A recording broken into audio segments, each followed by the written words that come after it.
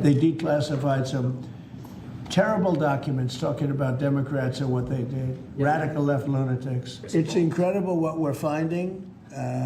Absolute proof of guilt.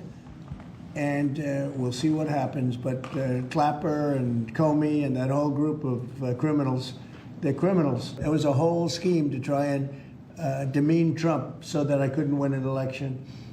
And that is a criminal group of people. They're sick people, and they're criminals, and they should be taken care of.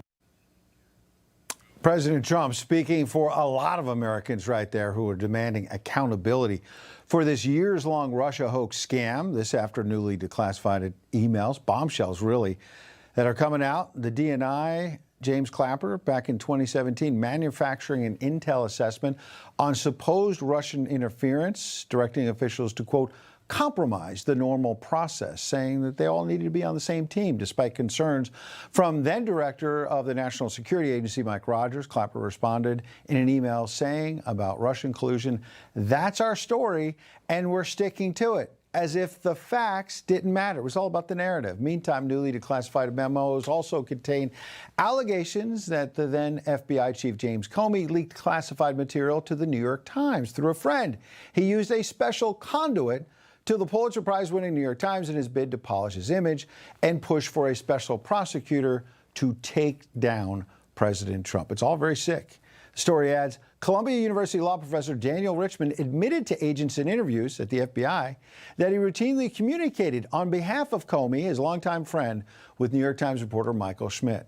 And let's not forget about Adam Schiff. We now know that a whistleblower, a Democrat, working for them on the Intel Committee, told the FBI in 2017 that the then congressman approved leaking classified material, which is against the law, all in an effort to frame Trump. If true, it would be a felony. So are we going to do something? Tom Fitton is the president of Judicial Watch. He's been at the tip of the spear in exposing a lot of this from day one. He joins us live. Tom, welcome back. Hey, good to be with you, Ed. How are you? President Trump says, I want these people taken care of. Your reaction to the newly declassified material, because some people are saying, particularly what Clapper said, is almost a smoking gun. Well, I don't know. It's kind of a whole military's worth of smoking guns in these documents. The challenge for the Justice Department and the FBI is that there's nothing new here in the sense that the core crimes have long been known. We knew they messed with the intelligence assessment 6-7 years ago. We knew Comey and his friend Richmond. Comey took FBI files about Trump and leaked them through his friend Richmond. These were classified documents he stole, given a free pass. So now we have further details on it. Schiff was known to be a leaker and a liar. Nothing was done. We filed an ethics complaint against them. Republicans didn't do anything. So the question is, what, if anything, can be done now? Maybe there's some perjury charges. Maybe there's this conspiracy theory that works, or, this conspiracy theory of the case that brings these crimes forward. Of course, President Obama might have some protection as under immunity. I'm a little bit fearful that not much will be done. Maybe some folks will be prosecuted for perjury. I'm as much concerned about what happened last year and why nothing's been done on that as what happened 7-8 years ago. President Trump was in terms of lawfare, against President Trump. Secret Service protection. Obama threatened Biden, according to press reports, in order to get him to pull out of the campaign. The lawfare against Trump. None of that seems to be on at least on the hot plates there at the Justice Department. And I don't think the Justice Department and FBI can do it.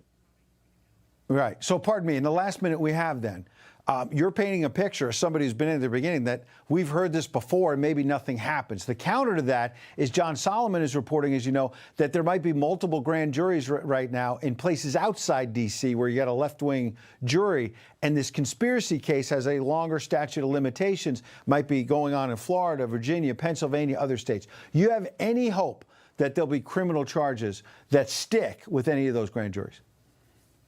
I heard a lot of the same arguments about U.S. Attorney Durham, and I'm hopeful something different happens.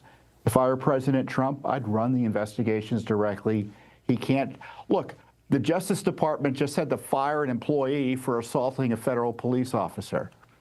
That's the group that they're going to have to rely on. He should take it out of those agencies and run it himself. Got it.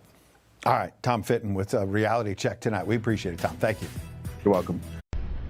You know, everybody's reporting the same stories, the same spin. You turn the channel, it's always the same. But not us. We're different.